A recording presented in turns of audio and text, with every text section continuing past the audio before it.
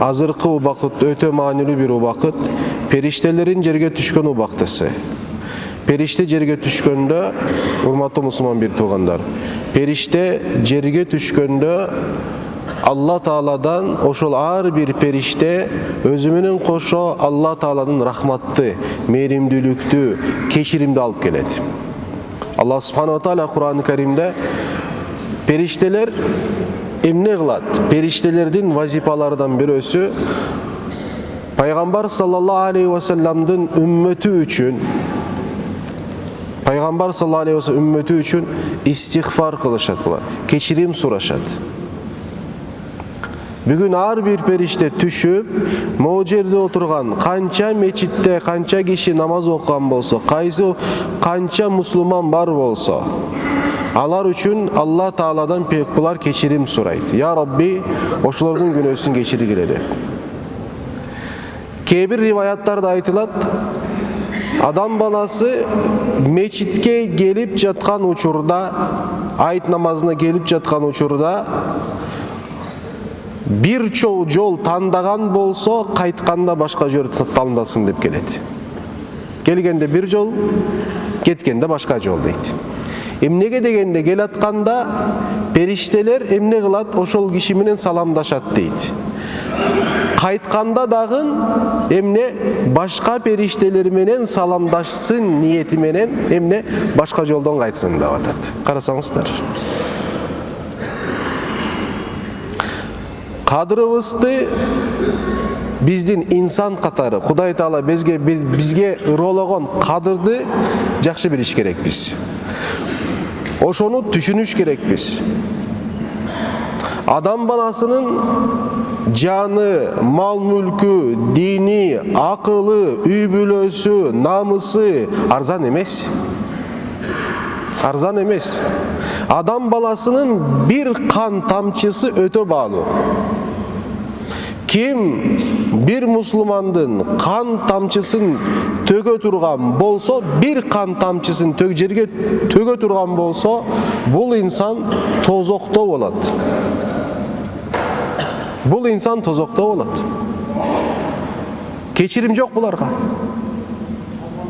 Буларга кечирим жок.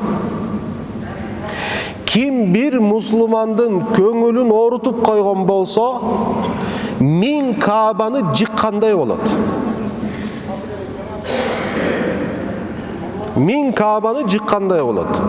Бул сөздү мусулманчылыкты терең түшүнгөн инсандар гана түшүнө алат.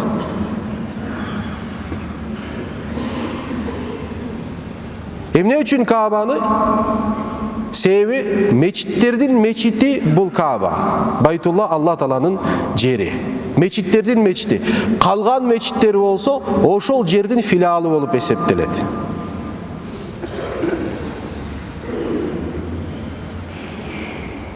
Бири-бирөөбүздү баалашты, бири-бирөөбүздү сыйлашты, бири-бирөөбүзгө жакшы мамиле кылууну үйрөнөлү туугандар. Жакшы мамиле кылууну үйрөнөлү. Ошондуктан айта турган нерсе Аллах Субхана ва Таала айтат: "Ва лакад каррамна бани Адама". Биз адам баласын өтө сыйлуу кылып жараттык дейт Аллах Субхана ва Таала. Биз сыйлуу кылып жараттык. Адамды жаратканда сыйлуу кылып жараттык. Карасаңыздар, Аллах Субхана ва Таала адам атабызды жаратканда эң биринчи буйрук кайсы буйрук болгон башка махлуктарга? Усджуду ли Адама. Урматсы көрсөткүлө. Кимге? Адамга. Ага сажда кылгыла деп Алла Таала буйрук берди. Көрдүңүздөрбү? Адам алейхиссаламды жаратты. Эң биринчи буйругу ошол адамга эмне? Урматсыңарды көрсөткүлө деп буйрук берди, караңыздар. Анын ичинен бирөө моюн сунбады. Анын ичинен фасажадал малаикату куллухум ажмаун. Периштелердин бардыгы ал сый урматты көрсөтүштү. Эгерде Раббибиз жараткан болсо, анан Раббибиз айткан болсо, мына буга сый урмат көрсөтөсүң, кана мени буйругумду аткаргыла, бардыңар ошого сажда кылгыла деп буйрук бергенде бардыгы куллухум Кур'анды дейт. Бардыгы ойлонбой Кудай айтты, кылабыз, аткарабыз деп сажда кылышты. Бирок бирөө акылга салды. Бирөө акылга салды. Эм баштык кылды. Жүзүнү үрдү. Логикасына салды. Айтты, менин түйүм от, анын түйү топурак. От качан топуракка сажда кылмак эле? От качан топуракты сыйламак эле? Деп эмне кылды? Жок деди. Мен ага баш ийбейм дейт. Мен ага урматсыз көрсөтпөйм дейт. Деп туруп эмне кылды? Бардыгы сажда кылганда бул башын өйдөгө көтөрдү.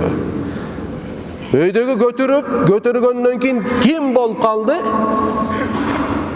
Баягы периштелердин атасы болгон илим жааттан. Периштелер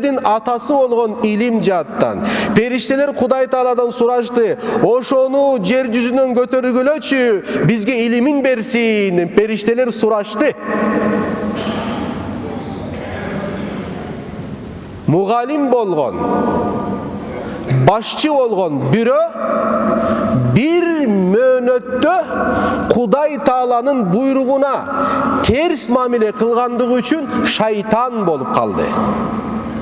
Ким болду? Шайтан болду. Шайтан деген сөздүн мааниси чектен ашып кетти. Кудайдын буйругуна маани бербей койду. Анан өзүнө адам атанын урпактарына катуу душман кылып алды. Мен ошол адамдын себебинен түбөлүктүү тозокко түшөм. Мен буларды эч качан кечирбейм. Ошондуктан эй Раббим деп Кудай Таала кайрылат. Менин жанымды албагының дейт. Кыяматка чейин эмес, кайра тирилүүгө чейин мага мөөнөт бергениң өтө акылдуу. Бардыгы жок болот, өлөт, ал жашагыс келет дагы. Кыямат кайым келгенде, Исрафил алейхиссалам сурнайга үйлөгөндө, бүткүл махлукаттын бардыгы жок болот. Анан белгилүү бир мезгил бир да жан болбойт. Ошол убакытта жашайын деп, кайра тирилүүгө чейин Аллах Тааладан уруксат сурайт. Я Рабби, мен эмне кылгының, кайра тирилүү убактысына чейин мен эмне кылгының, калтыргының, жанымды албагының. Кудай Таала ошондо айтат, макул, мен сага уруксат берем. Кайра тирилүүгө чейин эмес, кайсы жерге чейин? Биринчи сурнайга чейин. Ошого чейин уруксат берем. Ошондо шайтан айтат, мен сөз берем. Мен адамдын урпактардын бардыгын бирөөнү калтырбай туура жолдон адаштырам деген сөздү берет ошол жерде. Алла Таала ошондо шайтанга адам баласынын каны кандай айланган болсо, тамыры менен кан менен кошо айлануу уруксатын берет шайтанга. Ошон үчүн пайгамбар айтат, ар бир адамдын ичинде бирден шайтан бар деп айтат пайгамбарыбыз. Ар бир адамдын ичинде бирден шайтан бар, карин деп аталат. Ошон үчүн адамдын ичинде эки түстүү, эки түрдүү ой болот. Бир жаман ой, бир жакшы ой. Дайыма күрөшүү пайда болот адам баласынын жүрөгүндө. Айта турган нерсем бул. Сенин душманың адам эмес. Буну жакшы билиш керексиң. Сенин душманың адам эмес. Сен бирөөгө душмандык кыла турган болсоң, бир гана шайтан бар, ошого душмандык кыласың. Биз болсо шайтанга дос болуп туруп, шайтандын душмандарына душман болуп жатабыз. Башкача айтканда, өзүбүздүн досторубузга душман болуп жатабыз. Шайтанга дос болуп туруп. Урматтуу мусулман бир туугандар, шайтандын негизги максаты эмне билесиздерби? Шайтандын негизги максаты эмне? Шайтандын негизги максаты бизден капыр кылыш. Шайтандын негизги максаты бул. Максат эмне? Адам атанын балдарын бардыгы kıyamatqa çeyin Adam aleyhisselamdan tartıp durup kıyamatqa çeyin akırkı kişi kim bola turgan bolsa oşogo çeyin şaytandın maksatı bular maga okşoş kapır bolsun. Festekbara ve kâne minel kafirin. Ha, şeytan emne kıldı? Özün öydöge götürdü. Tekevirlendi. Tekevirçiliktin natijasında kapır boldu. Kapır bolgon insanga öküm Kur'an'da tübölüktü tozokta oladı. Kapır bolgon insan. Şeytanın maksatı bol. Oşol septi adam balasın öydödön de gelir. Şeytan Peygamberimiz aytkan öydödön al jakındaydı. Ildıydan jakındaydı. Soldan jakındaydı. Oңдон jakındaydı. Aldıdan jakındaydı. Arkasından jakındaydı. Jakındoonun maksatı bul adamdı adaştırıp ayağında kapırdıkka düşürüş bolup esepteledi. Kapırdık öte korkunçluğu nerse. Adam balasın kapırdıktan kantip korkuş gerek. Bir otko tüşüdön kanday korkon bolsa, oşunday kapırdıktan korkuş gerek. Kimimiz hazır ottan korkpoybuz. Kimimiz hazır ottan korkpoybuz. Denebizдің bardığın otko saluu emes, bir parmaktı oşol kükürt zажигалкан üstünde karmoğo küçümüz jetebi je jetpeybi. Oşundan korkosun je korkosun. Parmaktan emne parmağıman jok bol, parmağım jok bolot dep oşol korkudan biz emne kılabız? Al zажигалканы küygüzüp parmağımızı zажигалкан otun üstünde karmabayбыз. Kimimiz karmay alabız? Otton kanday korkon bolsa kapırdıkka tüşüdün oşunday korkuş gereksin. Kapırdıkka tüşüdün oşunday korkuş gereksin tuğan. Oşonduktan kapır bolbonun en birinci kadamı emne. Kapır bolbonun en birinci kadamı tuğandar bol Allah subhanahu wa ta'ala bizge farz kılgan kelimeni jakşılap turup jattap oşol kelimeni kaytalap turuş. Bul birinci. Qaysı kelime? La ilahe illallah kelimesi. Muhammedur Resulullah. La ilahe illallah Muhammedur Resulullah. Bul kelimeni daima kaytalap turuş gerek biz. Bul bizdin beyişke bolğan emnemiz pasport. Al bolbosa beyişke kire albaysın deydi. Beyişke kire albasan tozokka düşösün. Üçüncü jeri jok. Sağa beyiş gerek jok bolsa anda emne tozokka düşösün degen söz. Bizge jol bir gana beyişke. Oşonton la ilahe illallah Muhammedur Resulullah. Alemi oşol la ilahe illallah Muhammedur Resulullah'ты saqtap kaluu üçün tuğandar. Saqtap kaluu üçün ekinci şartımız var. Bul şart iman şartları dep atalat. İman şartları dep atalat. Azır atay turgan iman şartlarından kaysı birösünü tuğanım bunu unutpаңыз. Közün, kaşın kara bolsa da, kırgız üybülöde törölgön bolsoң da, Müslüman, adatta Müslüman bolup kelgen üybülöde törölsöң da, düşünüktü? Özüңdü Müslümanmın deseң da,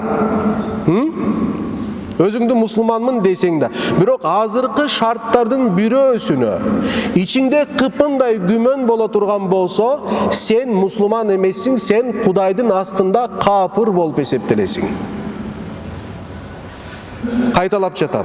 Azırkı iman şartların kaysı birösünü jürögünde kıpında bir şek bola turgan bolsa, anda sen Müslüman üybülöde törölsöң da, özüңdü Müslüman esepteseң da, düşünüktü mü? Sen Müslüman bolup eseptelbeysin Kuday Taala'nın dargöyünde. Bul jerde Müslümanday jaşaysın, Müslüman ürbadatını karmaysın, men Müslümanmın deysin, Müslüman tilde süylöysün kıskaçası. Birok yerden Kuday Taala'nın nazar astına düşkönde oşol Müslümandardın katarında emes, kapırlardın katarında kayra canın beriltip tirilip kalışın mümkün. Kuday Taala saktasın bul nerseden. Emneken bul? Emneken bul? Müslüman boydon kaluunun şartı emne.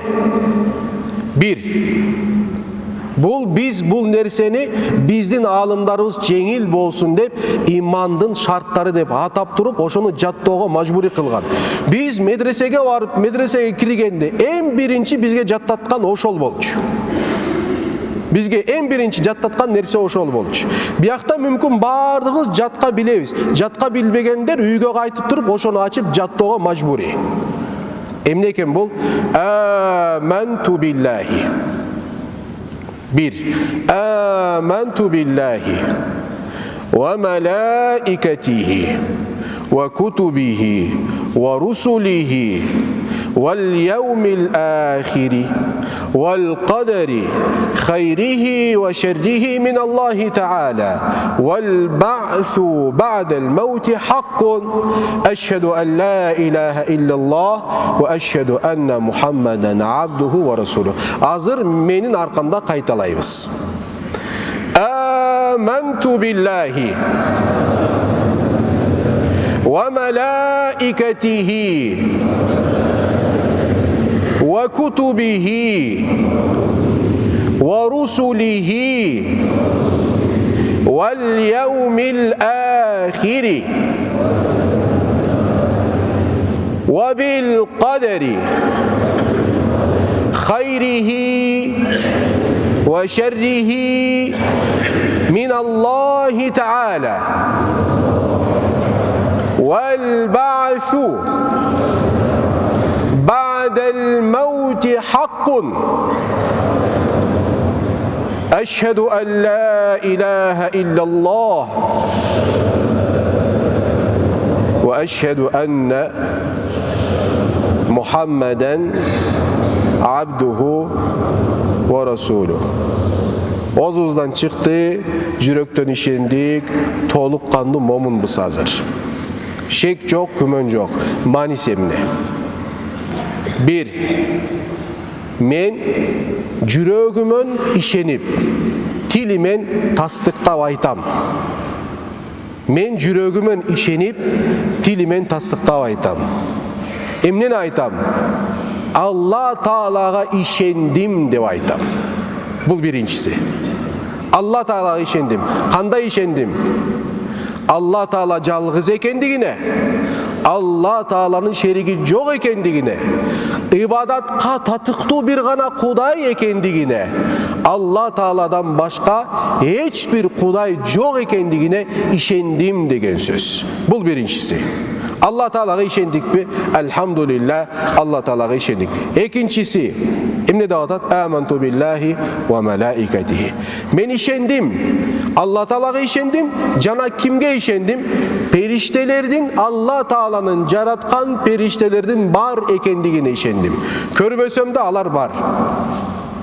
Menin yüreğimde şek yok. Kıpında şek yok. Cebrail bar ekendigin. Azrail'din bar ekendigine hiç şekim yok. Men bilem canım oşol ajal gelgen uçurda, canım menin denemde taştay turgan uçurda maga Azrail kelet, Azrail'in askerleri kelet. Canımda alı üçün. İşenem şeksiz kümönsüz. İsrafil'ge işenem al bar. Cebrail'ge işenem al bar. Cana başka periştelerge işenem alar bar. Ve melaiketihi ve kutubihi. Allah Subhanahu ve Taala'nın özünün dargoyundan cibergen kitapterge işenem. Hazırkı uçurda Müslümandardın bir kitebi var. Ne de atalat? Kur'an da atalat. Kur'an paygambarimizin yazgan bir kitebi emes. Hristiyanlardın kitebinin alıp durup özünce yazılgan bir kitebi emes. Jöğüttürdün kitebinin alıp durup yazılgan bir kitebi emes. Bul Allah Taala dargoyunda kevir uçurda tüzme tüz kevir uçurda Cebrail perişte arkalı paygambarimizin yüreğine tüşürgön özünün sözü olup eseptelet. Hazırkı uçurdagı Kur'an kolunuzda karmagan Kur'an kıpında özgörüge uçuragan yok. Al jerde bir tamgada özgörgön yok. Dep işenem şeksiz kümönsüz. Andan başka İsa Aleyhisselam'a İncil degen kitap düşkön eken. Musa Aleyhisselam'a Torat degen kitap düşkön eken. Davut aleyhisselamға Забур деген китеп түшкөн экен. Мен ошолорго дагы ишенем, бирок азыркыларга эмес. İsa aleyhisselam doğrunda түшкөн өзүнүн колуна берилген китепке ишенем мен. Муса алейхисселамдын колуна берген китепке ишенем. Азыр жөөттөрдүн, христиандардын колунда болгон китептерге эмес, себеби бул китеп Алланын сөзү болуп эсептелбейт. Алар өзгөргөн, аларды өзгөртүп коюшкан. Өздөрү кол менен кайрадан жазып башкаларды киргизип койгон, башка сөздөрдү киргизип коюшкан. Каалаган нерсесин китептен алып туруп, каалаган нерсесин китептерге киргизип коюшкан. Саясий себеп бар, экономикалык себеп бар, бийлик, башка ойноп койгон. Ошон үчүн Алла Таала Фатихада айтат булар жөнүндө. Бирөөлөргө катуу ачууланды, бирөөлөр катуу адашты. Демек, Алла Таалага, периштелерге, анан пайгамбарларга, китептерге дедик, анан пайгамбарларга. Мен шексиз күмөнсүз Алла Таала тарабынан Адам алейхисселамдан баштап туруп, Адам алейхисселам эң биринчи инсан жана эң биринчи пайгамбар. Ошол Адам алейхисселамдан тартып туруп, биздин эң акыркы пайгамбарыбыз болгон Мухаммад саллаллаху алейхи ва саллам. Мухаммад саллаллаху алейхи ва саллам бүткүл үммөткө пайгамбар болуп жөнөтүлдү. Ал бир гана мусулмандардын пайгамбары эмес. Ал бүткүл дүйнө, бүткүл инсандардын пайгамбары болуп эсептелет. Каффатан линнас деп келет китептерде. Бүткүл инсандын. Ошол жаттан карагыла туугандар. Исламда биздин ислам үммөтү, пайгамбардын үммөтү экиге бөлүнөт. Ummetu da'va, ummetu icaba. Eki, пайгамбардын үммөтү экиге бөлүнөт. Исламды кабыл кылган үммөтү бар, исламды кабыл кыла элек үммөтү бар пайгамбарыбыздын. Пайгамбарыбыздын бир хадиси бар. Хадисул ифтирак деп коюшат. Үммөтү бөлүп таштаган бир хадис бар. Ал хадис үммөтү бөлгөн жери жок. Ошол хадисти алып алып туруп, үммөтү бөлгөн инсандар бар. Пайгамбар үммөтү бөлгөн жок. Себеби Куранда Алла Таала айтат: "Вa'тасиму бихаблиллахи жами'ан ва ла тафаррaqu." Алла Тааланын динине бекем кармангыла, бир болгула, бир муштум болгула, ва ла тафаррaqu бөлүнбөгүлө. Майда болбогула, секта болбогула дейт Алла субханаху ва таала бул аятта. Кур'андын буйругу боюнча мусулмандардын бөлүнүүсү арам болуп эсептелет. Кур'андын буйругу боюнча Алла Тааланын берген дини боюнча мусулмандардын майдаланып бытырап кеткендери арам болуп эсептелет. Чоң күнөөлөрдөн болуп эсептелет. Буну унутпаңыздар. Бул Кур'ан айтат. Алым эмес, бир мазхабтын алымы эмес, бир жамааттын башчысы эмес. Түшүнүктүүбү? Кур'ан айтат, жамааттарга бөлүнбөгүлө. Кур'ан айтат, секталарга бөлүнбөгүлө. Өзүңдөн мусулманды өзгө көрбө деп Кур'аны Карим бизге айтып жатат. Ва ла тафаррaqu, бөлүнбө. Арам болот. Адашасың, ошонун аркасында Кудай сактасын, шайтан колдонуп сени эмне кылат? Максатына алып кетет, капыр болуп калышың мүмкүн. Кандай капыр болосуң? Кандай капыр болосуң? Кур'ан айтат, бөлүнбө. Шайтан келип айтат, бөлүн дейт. Бөлүп өзүңдөн өзгө көр башканы мусулманды деп айтат. Ошо менен капырдыкка түшүп каласың. Эмне менен? Кудай сактасын, такфир менен капырдыкка түшүп каласың. Башка бирөөнү өзгө көрүп туруп, бул мусулман эмес, бул башка деп туруп, сен аны куфурга чыгарасың. Азыр мусулмандын 21-чи кылымдагы мусулмандын эң башкы оорусу бөлүнүү, жарылуу, бөлүнүп жарылгандан кийин башка бирөөнү кафырдыкка чыгаруу. Капырдыкка чыгаруу. Бул капыр болду. Саясий биз көз караштан улам капыр деп атат. Кудайдан коркуш керексиң, тууганым. Динге байланышпаган болгон бир көз караштан улам капырдыкка чыгара баштады. Ошончолук жеңил бир капырдыкка чыгарыш. Пайгамбарыбыз айтат: кимдир бирөөнү капырдыкка чыгара турган болсо, бул капыр дей турган болсо, эгер капырдык ошол инсандын жүрөгүндө жок болсо, буну бир гана Алла билет. Капырдык ошол инсандын жүрөгүндө жок болсо, анда капырдыкка чыгарган инсан автоматтык түрдө өзү капыр болот. Özü dinden çıkıp ketet. Bul insan kapır bolup dinden çıkıp ketti. Emne oldu? Egerde tövbe kılbasa, ya Rabbi meni keçir, men hata kıldım dep kayra dinge kiribese, bul insan tübölüktü, tozoktu güyöt. Dindin hükümü bul. Tüşünüktü mü? Oşonduktan urmatlı Müslüman beri toğanlar. Bul hadisten ulam alımlar kaysı hadis? Menin ümmetim 73'e bölünöt. Peygamberden hadisi. Sahih hadis. Menin ümmetim 73'e bölünöt. 73'ten biri oğana beyişke kiret. 72 bölük tozokka düşöt degen hadis var. Menin ümmetim degende Müslümanlar kebiröler bul hadisti tuğra emes düşünüp durup alıp emne kılıştı bul hadisti Müslümandardı gana düşünüp durup Müslümanlar özara 73'e bölünöt 73'ten biri oğana beyişke giret kalganlar tozokka düşöt dep düşünüp atışat. Biroq Peygamberimiz atkan hadisi bul öte ulu alımlar birisi. Şeyh Ramadan el-Buti degen çok alım var bolçu. Bunu aytkan bir sözü var. Bul jerdegi hadistegi mani Peygamberden Müslümandı, İslamçılıkты kabul kılgan ümmet emes deydi. Bul insanlardan bardığı degen söz. Peygamber akırkı Peygamber olup jönötüp atat. Bütkül insaniyatка Peygamber olup jönötüp atat. Aytatat Peygamber, men Peygamber bolgon bütkül insanlar türdü bolot. 73'e bölünöt degen söz taksan 73 bolsun degen manisinde emes.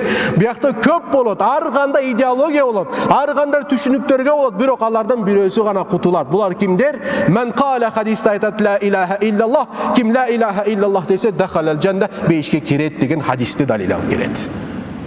Түшүнүктүүбү? Бул түшүнүк менен сен кандайдыр бир мусулманды мындан кийин өзүңдөн өзгө көрө аласыңбы? Мен көрө албайм. Men köre albayım. Men Hanafi olsam, Şafi birönü men özüm Hanafi siyahtı köre. Düşünüktü mü? Bul başka. Bul menden emes. Bul başkaça. Anday nerse yok. Biz. İslam ümmeti bir ümmet. Bir Kudayımız var, bir peygamberimiz var, bir dinimiz var.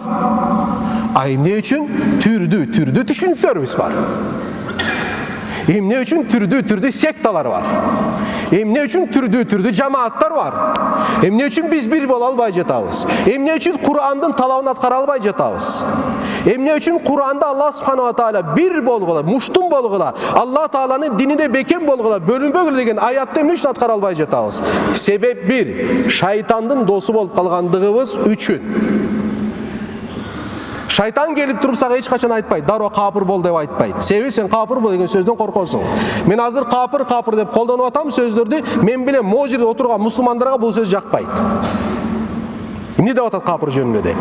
Бирок шайтан да ошондой. Бул келип туруп эч качан сен капыр бол деп айтпайт. Шайтан айтат. Тигиди жаман көр.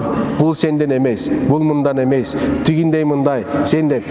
Sen bayağı kutuluğuçu, sen beşike giresin, bular bari tozokka düşet. Sen beştik bolosun, bular tozoktuk, bular adaşkan, bular müşrik, bular kapır, bular tigi, bul munday. Tura jolda sensin, Allah sensin. Dep aytып atat, seni soğuk işenip aldın, bирок özün bul ayatка ters mamile kılıp atasın.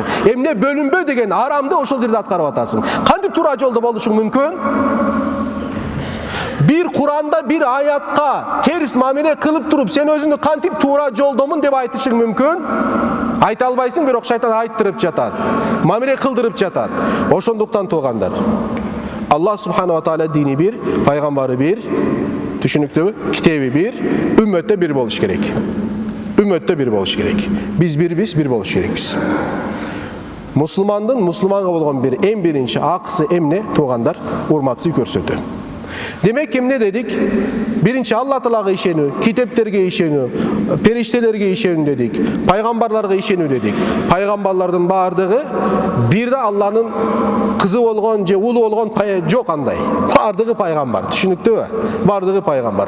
İnsan bular, insan. Bardığı peygamber. Ahiret günge iman keltiriyor. Ahiret günge iman, urmatlı tuğanlar. Ahirette göz menen görgön jokпуз. Müslümandардын көбү ahiret masalesinde ötö talaş tartışка düşөт. Ahiret masalesinde en oңой жолу Мындай деп өзүңөргө ишеним принциби кыласыңар, принцип болот. Кудай Тааладан пайгамбар аркылуу бизге акырет тууралуу эмне жеткен болсо, шексиз күмөнсүз ишенебиз. Бүттү, болду. Ашыкчасы жок. Түшүнүктүү?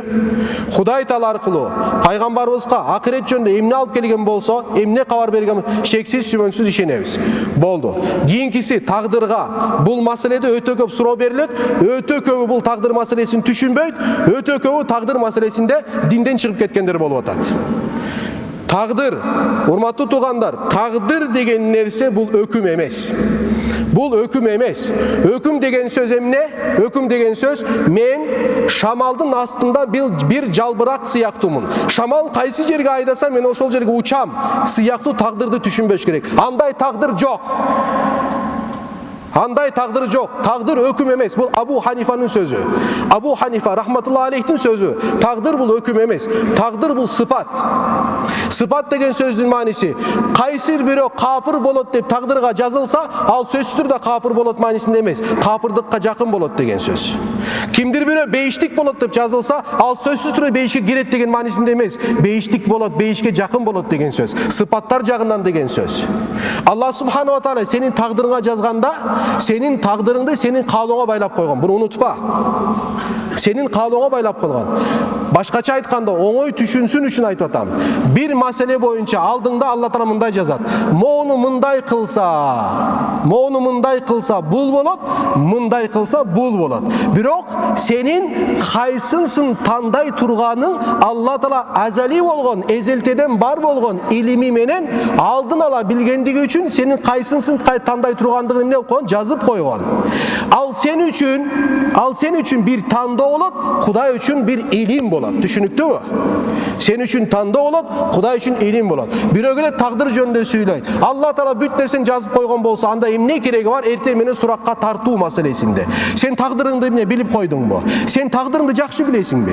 Эгерде тагдырыңды көрүп койгон болсоң, билип койгон болсоң, окуп койгон болсоң, мындай суроо берүү укугуң бар. Эгерде сен тагдырыңды билбесең, кантип тагдырыңдан суроо берип атасың? Мен эгерде тозоктук боло турган болсом, эмне үчүн Алла Таала анда мен Алла Тааланын динин аткарыш керекмин? Эмне үчүн иман келтириш керекмин? Тууганым, ким сага айтты сен тозоктук экендигин? Кайсы жерде окудуң? Кайсы жерде бул тагдыр жөнүндө сага кабар берди сен тозоктук экендигин? Ким берди бул сени эмени кабарды? Эч ким берген жок. Түшүңдө да көргөн жоксуң тозоктук экендигин. Эч бир жерде окуган жоксуң. Колуңа бир билет де берилген жок тозокко түшөсүң деп. Анан келип алып туруп айтып атасың. Кудай Таала тагдырга жазган болсо, эмнеге суракка тартат деп. Бул нерсе, бул түшүнүк туура түшүнүк эмес. Бул туура эмес бир суроо, туура эмес болгон бир суроого туура болгон бир жооп бере албайсың. Түшүнүп атасыздарбы, туугандар? Тагдыр деген нерсе Кудай Тааладан. Бул өкүм эмес. Ошону түшүнүш керек. Бул биринчи. Экинчи, тагдырдын жакшысы да жаманы да. Кимден? Аллахтан. Башыбызга түшкөн жакшылык дагы, башыбызга түшкөн жамандык Алла Тааладан. Бирок ага себепкер сенсиң. Куранда айтат, башыңарга бир жамандык түшкөн болсо, бул силердин колуңардын болгон эмнеси, мөмөсү дейт пайгамбар Алла субханаху ва таала. Башыңа бир жамандык түшкөн болсо, Алла Таала түшүрдүбү? Жок, ага сен өзүң баргансың. Алла Таала айтат да. Моуну тандаса башына рахмат түшөт, моуну тандаса башына бале түшөт. Сен өзүң тандадың. Бирок эзелтеден бери кайсынсын тандай турган Алла Таала билгендиги үчүн жазып койгон. Моуну тандайт деп жазып койгон. Түшүнүктүүбү? Себеби сен өзүң ошону тандай турганда балдасың. Тагдырды туура түшүнүш керек. Тагдырдын жакшысы жаманы Алла субханаху ва тааладан. Тагдыр жөнүндө пайгамбар саллаллаху алейхи ва салламдын эмнеси бар? Тыюусу бар. Тагдыр жөнүндө көп сөз сүйлөбөгүлө. Тагдыр жөнүндө көп суроо сурабагыла. Эгерде тагдыр жөнүндө суроо сурай турган болсоң, тагдыр жөнүндө суроону аалымга барып туруп сурайсың. Аалымга, көчөдөгү бирөөгө эмес. Отуруп алып өзүңө окшош бирөөгө эмес, тагдырды кандай түшүнөсүң? Сен ката түшүнгөндөй бул да ушундай түшүнөт тагдырды. Тагдырды түшүнүү үчүн 15-20 жыл окуш керек. Тагдырды түшүнүү үчүн 15-20 жыл окуш керек. Кээ бир инсандар бар. 20 жыл, 30 жыл мусулман болуп туруп, бизге келип туруп, анан мен 20 жылдан бери тагдырды түшүнбөй турам, дамына эми түшүндүм дегендер бар. 20 жыл мусулман, 20 жыл тагдырды түшүнбөйт. Биринчиден, тагдырды түшүнүү сага парз эмес. Тагдырга иман келтирүү парз. Түшүнүктүү? Taqdırды түшүнүү сага милдет эмес. Жүктөбөгөн Алла Таала тaqдырды түшүнүш керексиң деп. Бул Алланын илими. Алланын илимин эч качан түшүнө албайсың. Алланын илимине жете албайсың. Тaqдыр бул Алланын илими. Жете албайсың буга. Бирок тaqдырга иман келтирүү бизде парыз. Иман ке. Ошончо Алла Тааланын бизге жазган тaqдырдын жакшысына жамандына иман келтирди. Бүттү. Точка. Ашыкчасы жок. Акыркысы эмне? Өлүмдөн кийин кайра тирилүү парыз. Кайра тирилебиз, эсеп кысапка алынабыз. Ошол кыяматта болгон окуялардын баардыгы туугандар акыйкат деп ишениш керекпиз. Кыпындай шекте түшпөш керекпиз. Таразадан дагы, кыл көпүрөдөн дагы, амалыбыздан да башка бүт бейиштен тозоктон түшүнүктүбү? Ошондо имандан чыкпайсың. Ошондо жан бергенде Алла Таала насип кылса, мусулман, момун болуп жан бересиң. Түшүнүктүбү? Бул алты нерседен чыкпагыла. Ошону бекем кармагыла, бекем иман итикат кылгыла иншалла. Алла субхана таала бизди шайтанга капыр болуп туруп, дос болуп туруп иншалла кетүүдөн алыс кармайт иншалла. Алла баардыгыбызга бул дүйнөлүк, о дүйнөлүк мусулман болууга иншалла насип кылган болсун. Субхана раббика раббил иzzati amma yasifun ва саламун алал мурсалин. Алхамдулиллахи раббил аламин. Бирахматика.